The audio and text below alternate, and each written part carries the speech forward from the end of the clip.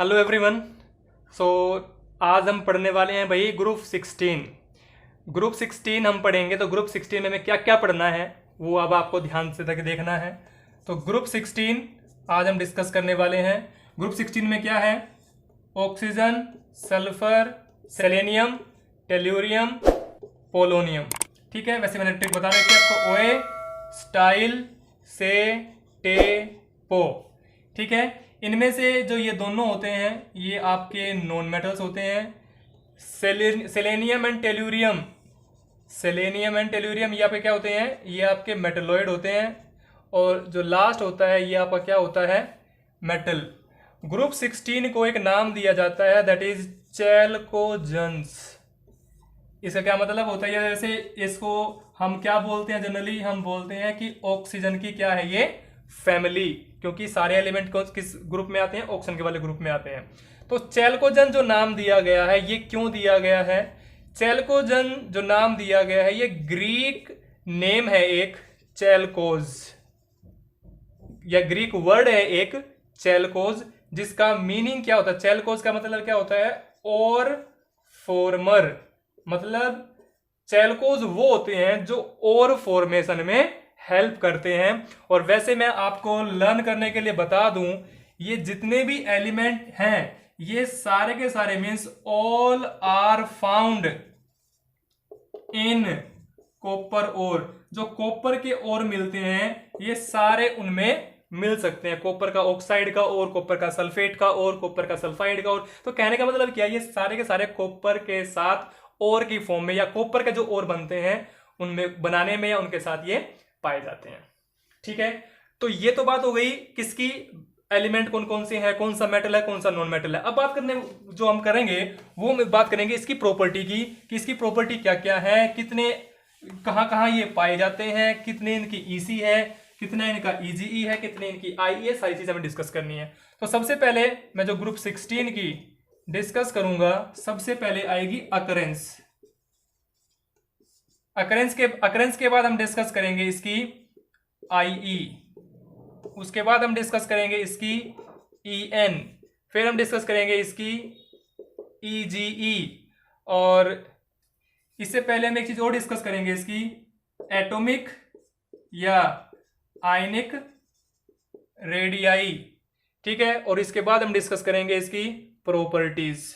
Properties को मैं अलग से पूरा डिटेल से बताऊंगा, क्योंकि प्रॉपर्टीज आपकी दो होती हैं। कौन कौन सी प्रॉपर्टी होती हैं? एक होती है आपकी फिजिकल प्रॉपर्टी और एक होती है आपकी केमिकल प्रॉपर्टी।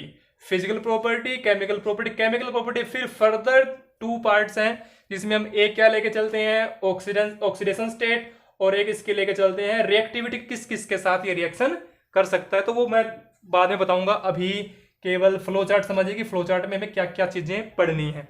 ठीक है, तो सबसे पहले हम क्या पढ़ेंगे? अकरेंस पढ़ेंगे, उसके बाद पढ़ेंगे atomic radii, ionic radii, IE, EN, EGE. ठीक है, ये सारी चीजें पढ़नी है अभी फिलहाल ग्रुप 16 के बारे में। तो वन बाय वन डिस्कस करते हैं। सबसे पहले क्या डिस्कस करेंगे हम? अकरेंस। तो अकरेंस के अंदर क्या करना है, क्या पढ़ना है, वो चीज समझनी है। सबसे पहले अकरेंस वैसे होती क्या है? अकरेंस का मतलब क्या? अकरेंस का मतलब है कि ये कहां कहां पाए जाते हैं। वैसे बता दूं, अकरेंस जो है ऑक्सीजन की इस पूरे ग्रुप में सबसे ज्यादा होती है। ऑक्सीजन को अगर मैं चेक करूं ऑन अर्थ क्रस्ट, अगर मैं इसकी बात करूं तो ये कितना है? नियर अबाउट 46.6% है। कितना है? Near about 46.6%। अब ये इतना परसेंट अर्थ की बात कर रहा हूं तो ये बाय वॉल्यूम है या बाय मास है? तो ये है बाय मास। बट अगर मैं बात करूं ड्राई एयर की, तो ड्राई एयर में जो इसकी अबंडेंस, किसकी अबंडेंस? अबंडेंस का मतलब क्या होता है कि कितने अमाउंट में प्रेजेंट है, पाया जाता है। तो ऑक्सीजन की जो अबंडेंस है अर्थ क्रस्ट में कितनी है? 46.6%। बट अगर मैं बात किसकी करूं? ड्राई एयर की करूं, तो ड्राई एयर के अंदर वो है 20.95%।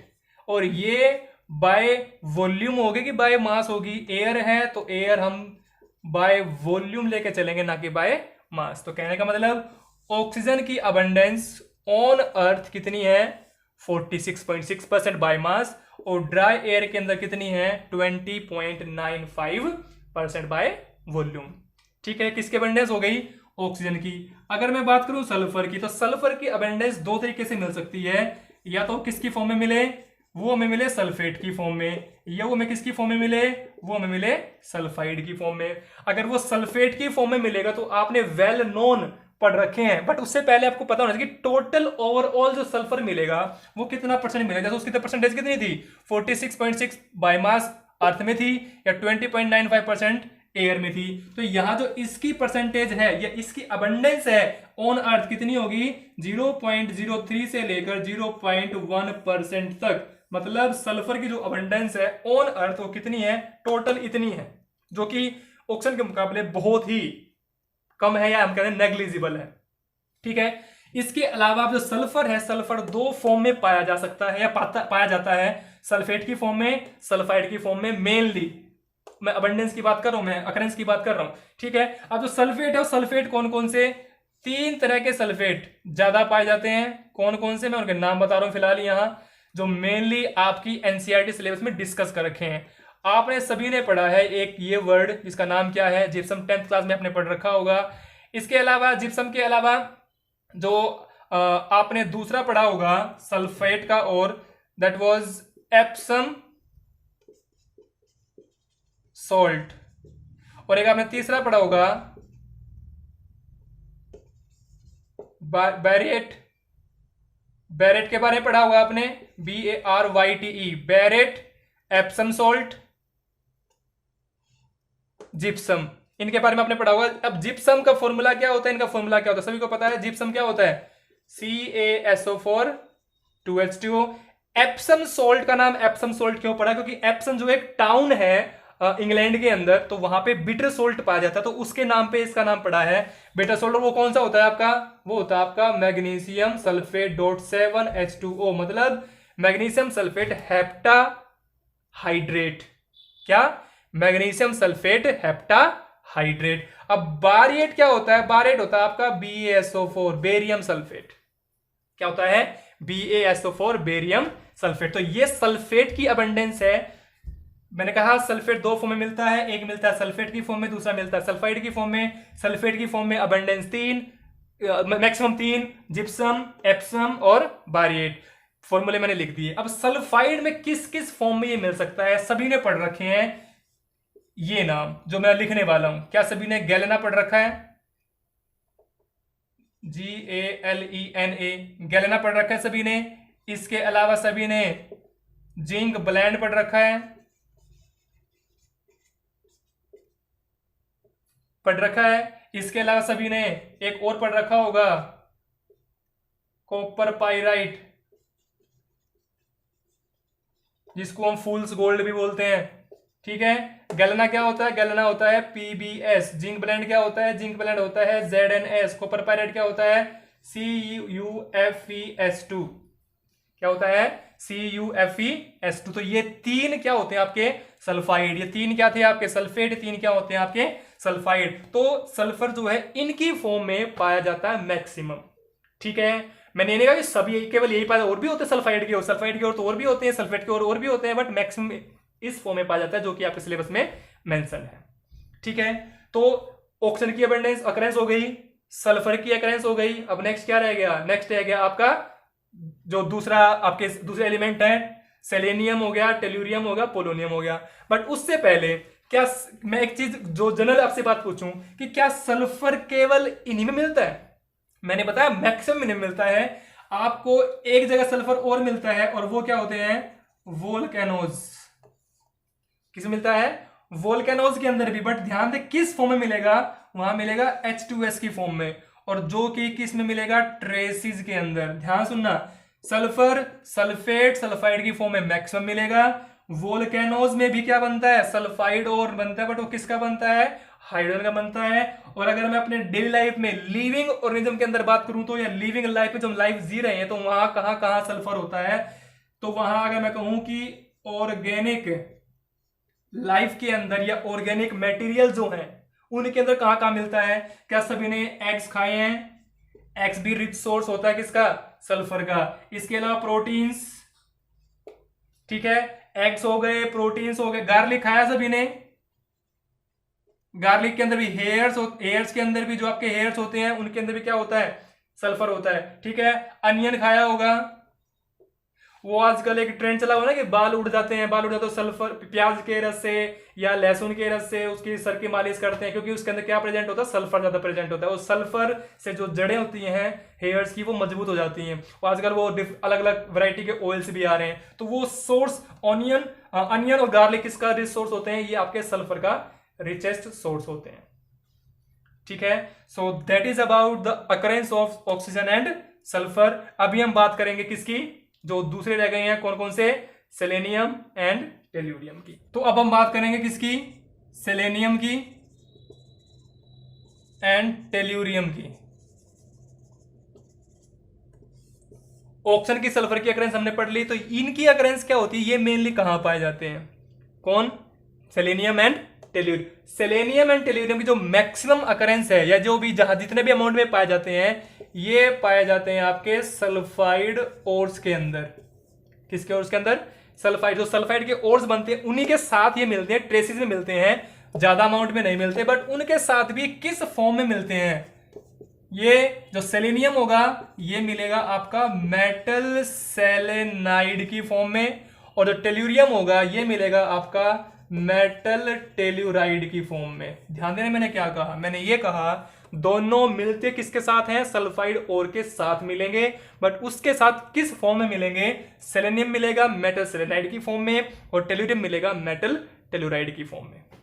ठीक है, इसके बाद कौन सा रह गया, इसके बाद रह गया आपका पोलोनियम। अब पोलोनियम की अकरेंस, पोलोनियम मैंने पहले ही बताया आपको बिगिनिंग में कि ये क्या होता है, रेडियो एक्टिव एलिमेंट होता है। तो जो पोलोनियम होता है ये डीके प्रोडक्ट होता है, मतलब ये डीके से बनता है। किसके डीके से बनता है, ये डीके से बनता है थोरियम एंड यूरेनियम।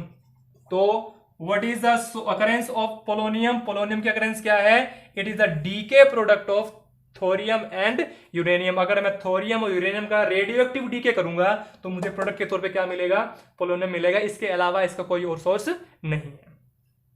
ठीक है, तो अकरेंस की बात हो गई। अब अकरेंस के बाद नेक्स्ट हम डिस्कस करेंगे इसकी ईसी। ईसी का मतलब इलेक्ट्रॉनिक कॉन्फ़िगरेशन। इलेक्ट्रॉनिक कॉन्फ़िगरेशन क्या होती है वो चीज डिस्कस करेंगे। किसकी इलेक्ट्रॉनिक कॉन्फ़िगरेशन पढ़ रहे हैं हम, ग्रुप नंबर 16 की।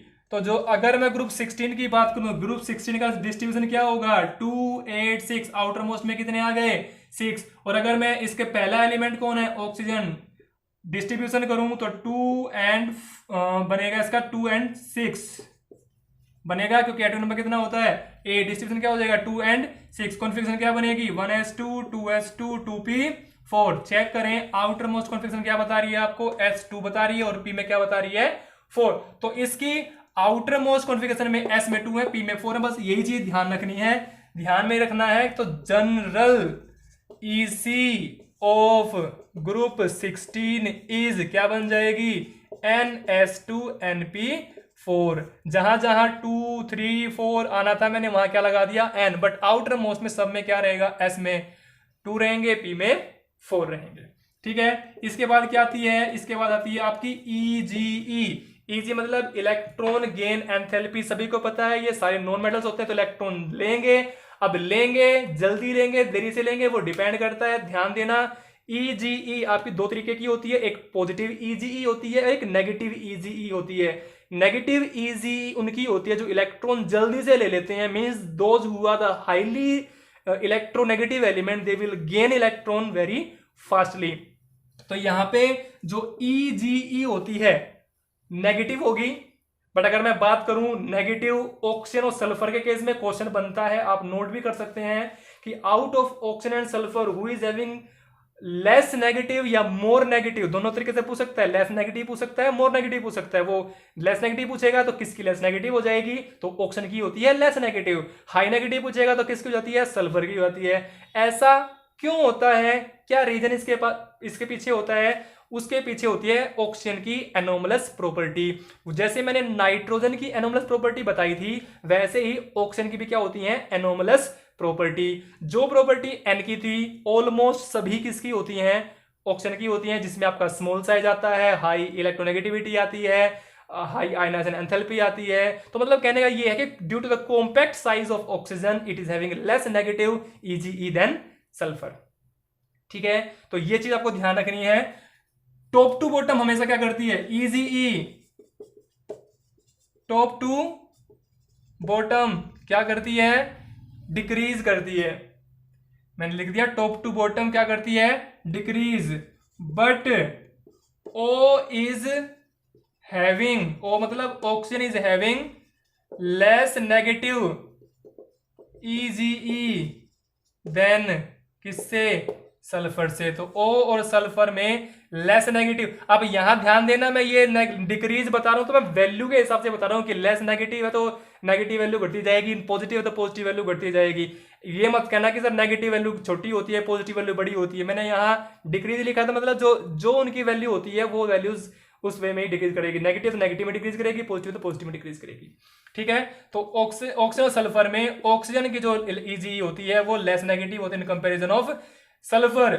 और ये होता है ड्यू टू, मैंने बताया अभी, compact size of oxygen. Oxygen के कॉम्पैक्ट साइज के कारण ऐसा होता है। और कॉम्पैक्ट साइज का मतलब क्या है, इसकी एनोमलस प्रॉपर्टी छोटा साइज होता है।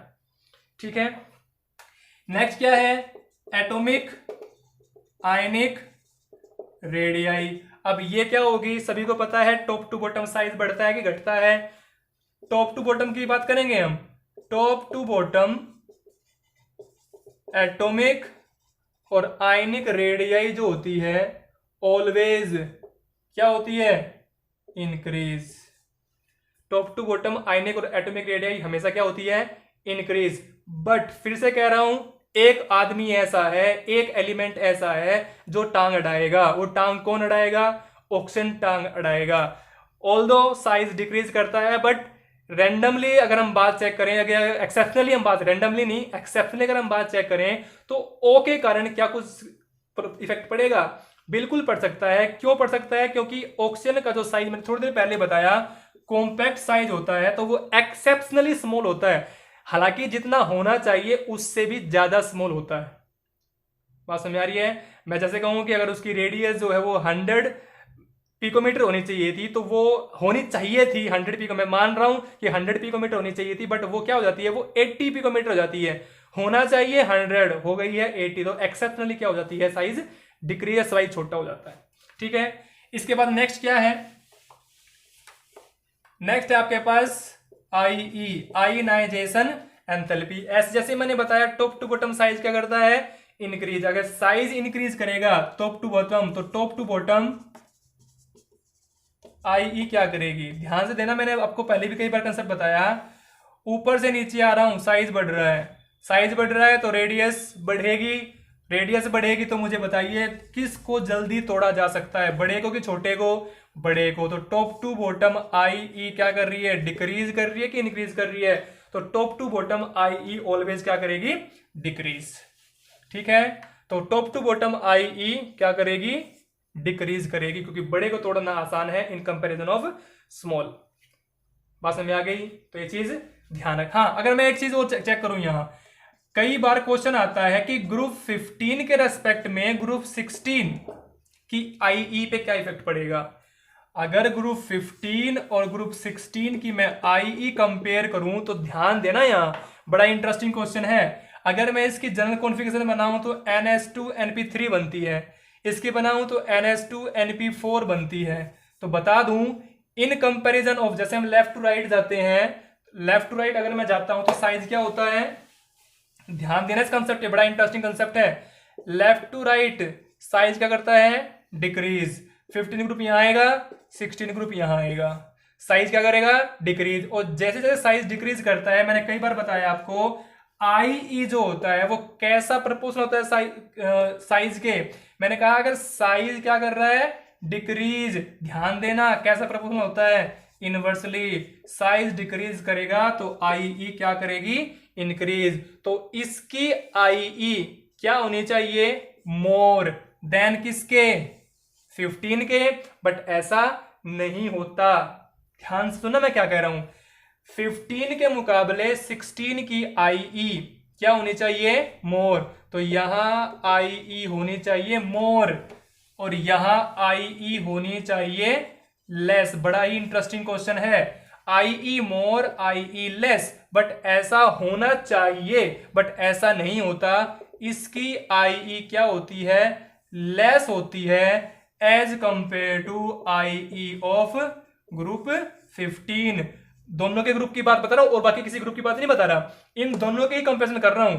तो जो IE होती है ग्रुप 15 की, वो ज्यादा होती है एज कंपेयर टू किसके? ग्रुप 16 की IE के। ऐसा क्यों होता है? Due to extra stability of group 15। अब कहोगे कि सर एक्स्ट्रा स्टेबिलिटी क्या है ग्रुप 15 की? मैंने अभी भी इसकी क्या लिखी है आपको यहां? EC लिखी। NP में कितने इलेक्ट्रॉन है? 3। 11th क्लास में आपने पढ़ा है कितने ऑर्बिटल होते हैं P के? 3 ऑर्बिटल होते हैं, 1 2 एंड 3। क्या ये हाफ फिल्ड नहीं हो गया? यस और नो? यस। अगर ये हाफ फील्ड हो गया तो हाफ फील्ड अपने आप में क्या होता है? स्टेबल। बट यहां चेक करें, यहां P में कितने आएंगे? यहां आएंगे 4, जो कि लेस स्टेबल है इन कंपैरिजन ऑफ ग्रुप 15। तो ग्रुप 15 और ग्रुप 16 में से फिर जल्दी किसको तोड़ा जा सकता है? जल्दी तोड़ा जा सकता है 16 को। तो इसीलिए इसकी थोड़ा ज्यादा हो जाएगी, उसकी थोड़ा कम हो जाएगी, क्योंकि ये अपने आप को तोड़ना प्रेफर नहीं करेगा या अपने इलेक्ट्रॉन निकालना प्रेफर नहीं करेगा। क्यों प्रेफर नहीं करेगा? क्योंकि इसके इलेक्ट्रॉन सारे स्टेबल फॉर्म में हैं और स्टेबल को तोड़ने के लिए एनर्जी ज्यादा चाहिए होती है।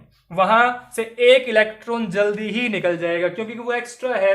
3, जैसे आपको पता भी होगा, एक बस के अंदर अगर हम एक सीट जो जहां पे 3 आदमी बैठ सकते हैं, उन 3 आदमियों की जगह पे अगर 4 आदमी बैठे हैं और अगर कहीं एक सीट खाली होती है, तो वो जो 4 आदमी जब बैठते हैं एक सीट के ऊपर, तो उनमें से कोई ये कहता है यार तो वो सीट खाली होगी वहां पे चले जाओ, क्योंकि वो सीट जो वो 3 के लिए कंफर्टेबल है, ना कि 4 के लिए। तो ऐसे ही यहां क्या हुआ, ये जगह जो 3 के लिए कंफर्टेबल है, कब? जब ये हाफ फील्ड में। वैसे 6 आ सकते हैं, वैसे 6 आ सकते हैं, बट अभी कितने के लिए स्टेबल है? 3 के लिए। और हर चीज स्टेबिलिटी प्रेफर करती है। तो ये 4 हैं, इनमें से एक इलेक्ट्रॉन जो है वो इजिली रिमूव हो सकता है। क्या? अटेन करने के लिए, स्टेबिलिटी अटेन करने के लिए। तो स्टेबिलिटी लाने के लिए वो जल्दी से इलेक्ट्रॉन लूज कर देगा, और जल्दी लूज कर देगा मतलब IE क्या लगी? IE लेस लगी। बात समझ में आ गई? नेक्स्ट क्या है? नेक्स्ट है आपका EN। EN क्या होता है? इलेक्ट्रोनेगेटिविटी। तो इलेक्ट्रोनेगेटिविटी सभी को पता है, लेफ्ट टू राइट हमेशा क्या करती है? EN इंक्रीज करती है। लेफ्ट राइट क्या करती है? इंक्रीज। और टॉप टू बॉटम हमेशा क्या करती है? Decrease. As size increase EN decrease. मतलब जो EN है, मैं शॉर्ट फॉर्म में बताऊं, EN जो है वो इनवर्सली प्रोपोर्शनल है किसके? साइज के। Size increase EN decrease, size decrease EN increase. तो EN inversely proportional to size. और अभी थोड़ी देर पहले मैंने बताया था IE भी क्या होता है? Inversely proportional to size. Size increase IE decrease, size decrease IE increase. बात समझ में आ गई? तो that is all about the occurrence, या ये कह लीजिए कि जो जनरल इंट्रोडक्शन था ग्रुप 16 का, वो मैंने अभी आपको बताया। अभी जो मैं डिस्कस करने वाला हूं वो मैं डिस्कस करूंगा physical and chemical property of group 16। तो ग्रुप 16 की जो प्रॉपर्टी है वो अब डिस्कस करेंगे। मैंने वहां भी आपको बताया था, जब मैंने इंट्रोडक्शन में बताया था कि जो प्रॉपर्टीज हैं वो कितने तरह की हैं? इसकी 2 तरह की हैं। इसकी क्या, सभी के जितने भी ग्रुप आएंगे सबकी 2 तरह की प्रॉपर्टी डिस्कस करेंगे हम। पहली कौन सी है? पहली प्रॉपर्टी है फिजिकल प्रॉपर्टी। दूसरी कौन सी है? दूसरी आपकी केमिकल प्रॉपर्टी। केमिकल प्रॉपर्टी के अंदर हम 2 चीजें पढ़ेंगे। कौन कौन सी चीजें पढ़ेंगे? एक हम पढ़ेंगे इसकी OS। OS का मतलब ऑक्सीडेशन स्टेट क्या होती है। और दूसरी हम इसकी पढ़ेंगे केमिकल रिएक्टिविटी, मतलब with which they are reactive and with which they are not reactive. किसी के साथ ये कितना रिएक्टिव है और कितना रिएक्टिव है और कौन कौन रिएक्टिव है, क्योंकि सारे एलिमेंट तो रिएक्शन करेंगे नहीं, क्योंकि एनोमलस प्रॉपर्टी आपको पता है ऑक्सीजन की होती है। फिजिकल प्रॉपर्टी में हमें क्या क्या डिस्कस करना है कि इसकी फिजिकल प्रॉपर्टी में क्या क्या होता है। सबसे पहला पॉइंट, ये आपको 3-4 पॉइंट बता रहा हूं, एनसीईआरटी ध्यान से सुनना, मैं एनसीईआरटी प्रेफर कर रहा हूं, एनसीईआरटी के अलावा बुक प्रेफर नहीं कर रहा हूं, तो एनसीईआरटी पे ही फोकस मेरा ज्यादा है। तो मैं सारे पॉइंट्स एनसीईआरटी से उठा के लेगा, क्योंकि एनसीईआरटी से इस बार 35 मार्क्स के एमसीक्यूज आएंगे, ध्यान देना।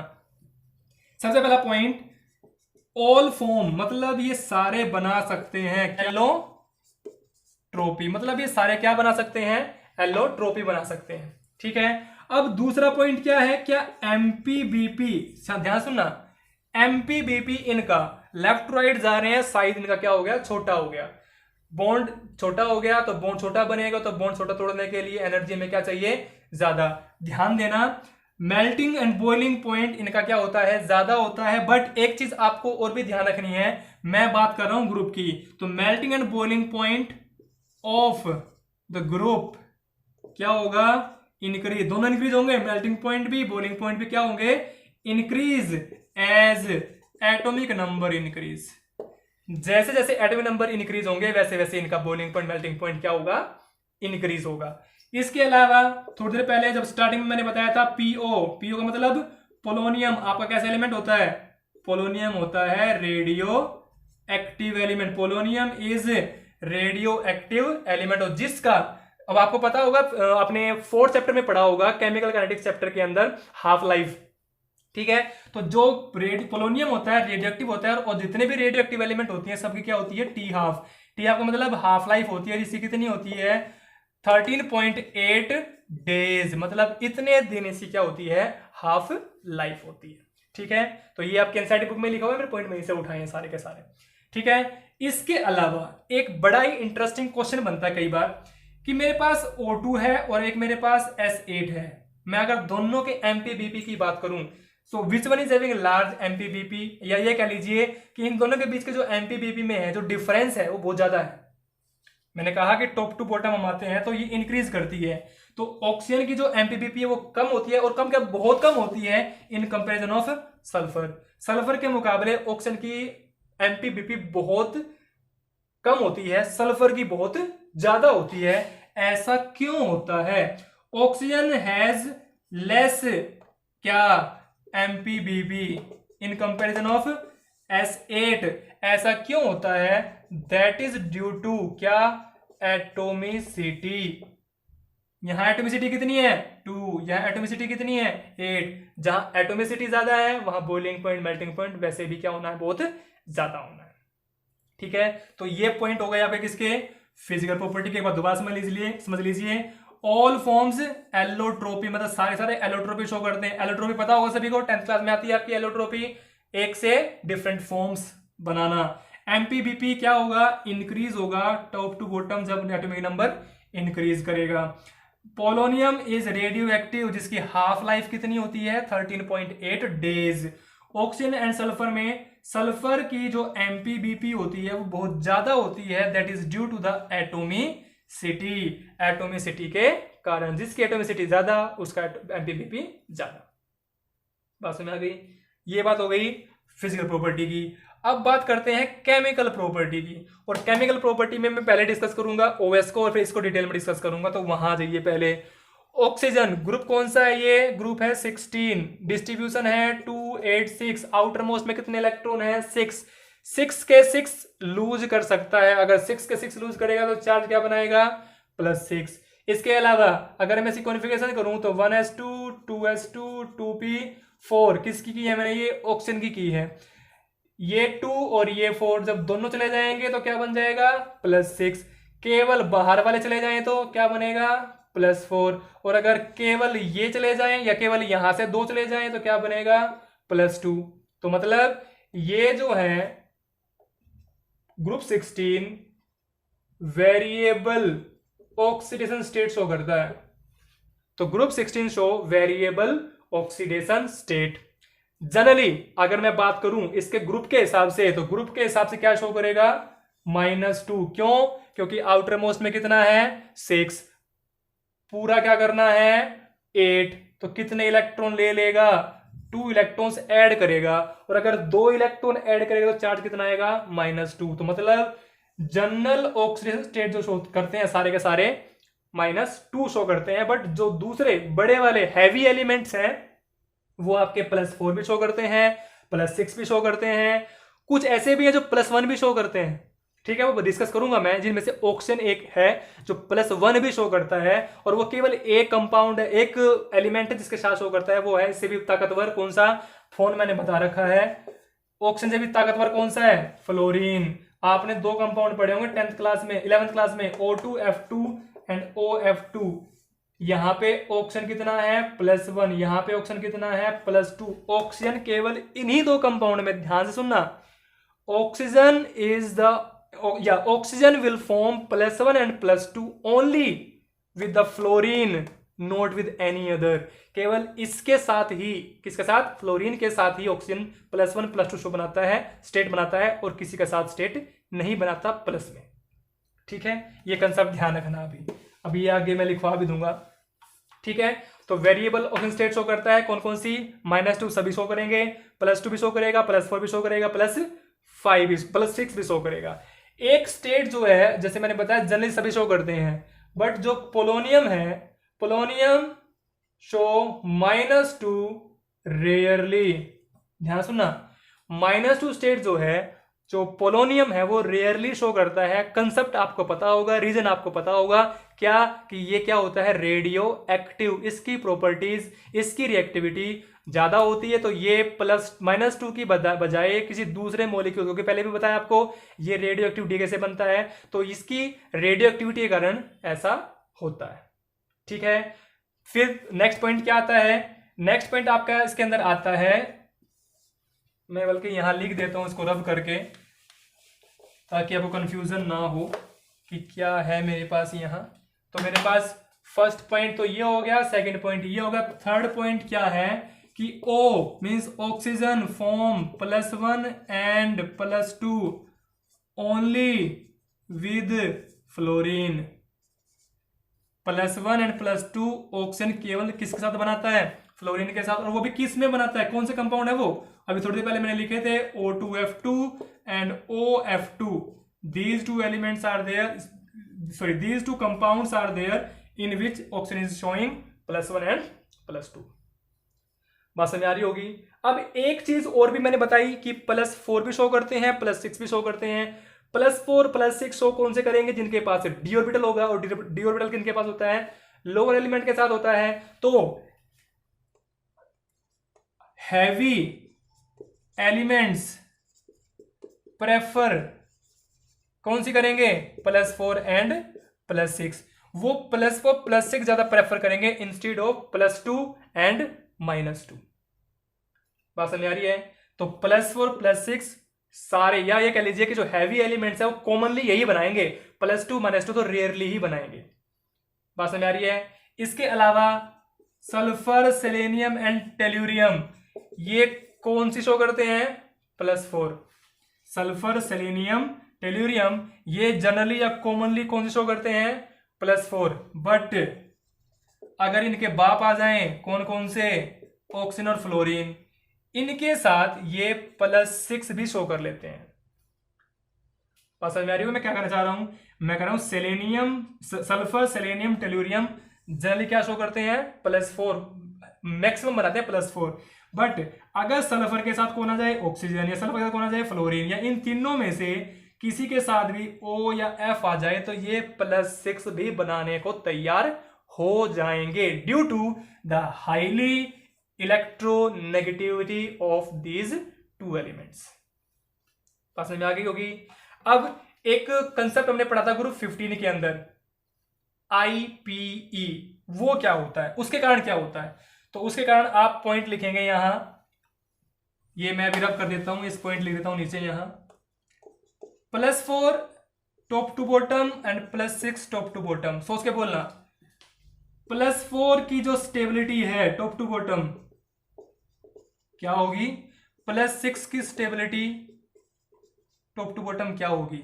ध्यान में कौन सा कंसेप्ट रखना है, IPE, inert pair effect. Inert pair effect के कारण आपको पता है कि जो S के 2 इलेक्ट्रॉन है वो निकलने में आनाकानी करते हैं, इसलिए अगर S के इलेक्ट्रॉन निकलने में आनाकानी करेंगे तो वो निकलेंगे नहीं, अगर वो नहीं निकलेंगे तो फिर वो +4 स्टेट बनाएगा कि +6 बनाएगा, फिर वो बनाएगा +4 स्टेट। इसका मतलब +4 की स्टेबिलिटी टॉप टू बॉटम क्या करेगी, इंक्रीज।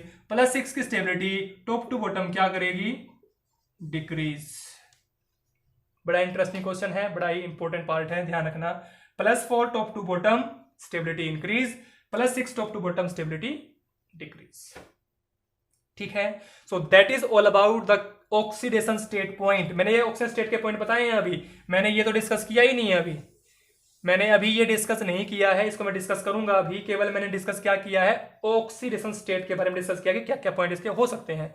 तो दोबारा सुनिए, ऑक्सीडेशन स्टेट जनरली क्या शो कर देगा, -2। क्यों, क्योंकि आउटर मोस्ट में कितने हैं, 6, 2 इलेक्ट्रॉन लेके क्या बना लेगा, ऑक्टेट। बट +2 भी शो करता है, +1 +4 भी शो करता है, +6 भी शो करता है। +4 +6 मेनली हैवी एलिमेंट शो करते हैं।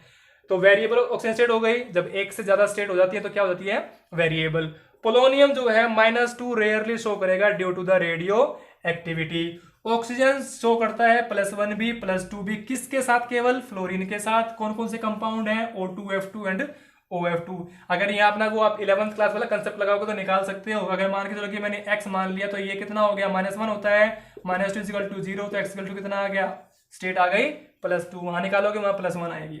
ठीक है, नेक्स्ट क्या था पॉइंट, फोर्थ पॉइंट क्या था, हैवी एलिमेंट प्रेफर +4 एंड +6। इसके बाद नेक्स्ट पॉइंट क्या है, फिफ्थ पॉइंट आप लगा सकते हैं कि +4 stability increase top to bottom, +6 stability decrease top to bottom due to, किसके कारण, due to IPE inert pair effect. ठीक है, एक पॉइंट मैंने और बताया था इससे पहले यहाँ, वो मैंने बताया था कि सल्फर, सेलेनियम एंड टेल्यूरियम ये प्रेफर कौन सी करते हैं, +4। पर अगर इनके साथ इनका बाप मतलब इनसे ज्यादा इलेक्ट्रोनेगेटिव एलिमेंट आ जाए, ऑक्सीजन और फ्लोरीन, तो ये क्या बनाने पर मजबूर हो जाएंगे, ये +6 बनाने पर भी मजबूर हो जाएंगे। क्लियर हो गया। सो that is about the oxidation state of group 16। अभी क्या रह गया, केमिकल रिएक्टिविटी। केमिकल रिएक्टिविटी को डिस्कस करने से पहले आपको एक चीज पता होनी चाहिए, वो क्या है, वो है ऑक्सीजन का एनोमलस बिहेवियर। तो अभी हम डिस्कस क्या करेंगे, अभी हम डिस्कस करेंगे anomalous behaviour of oxygen. Oxygen का एनोमलस बिहेवियर मैंने बताया, जो पॉइंट नाइट्रोजन वाले केस में हमने लिखे हैं बिल्कुल सेम वही चलेंगे। सबसे पहला पॉइंट क्या हो जाएगा, स्मॉल साइज। दूसरा पॉइंट, साइज स्मॉल है तो IE क्या हो जाएगी, हाई। IE हाई हो जाएगी तो क्या मैं ये कह सकता हूं कि उसकी इलेक्ट्रोनेगेटिविटी भी क्या हो जाएगी, हाई। फोर्थ पॉइंट क्या होगा, क्या एब्सेंस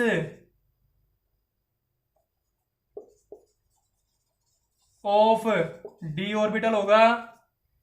फिफ्थ पॉइंट, अगर d ऑर्बिटल नहीं है तो क्या d पाई p पाई बॉन्ड बनेगा, नो। तो यहां लिखेंगे नो d पाई p पाई बॉन्ड फॉर्मेशन। इसके अलावा अगर d पाई नहीं बनेगा तो 6 पॉइंट क्या लिख सकते हैं, तो कौन सा बनेगा, फिर बनेगा p पाई मल्टीपल बॉन्ड। पता है सभी को, O डबल बॉन्ड O बनता है जिसमें एक सिग्मा होता है, एक पाई होता है। जो ये पाई होता है, ये पाई कौन सा होता है, p पाई होता है। बात समझ में आ रही है, ध्यान रखना इन सारी बातों का। एक क्वेश्चन लिख लीजिए, कॉम्पिटिटिव एग्जाम में कई बार पूछ लिया जाता है। क्या पूछ लिया जाता है कि water is showing strong hydrogen bonding as compare to hydrogen sulphide, why. Question लिख देता हूं मैं यहीं पे, बनता है water, out of water and H2S which one is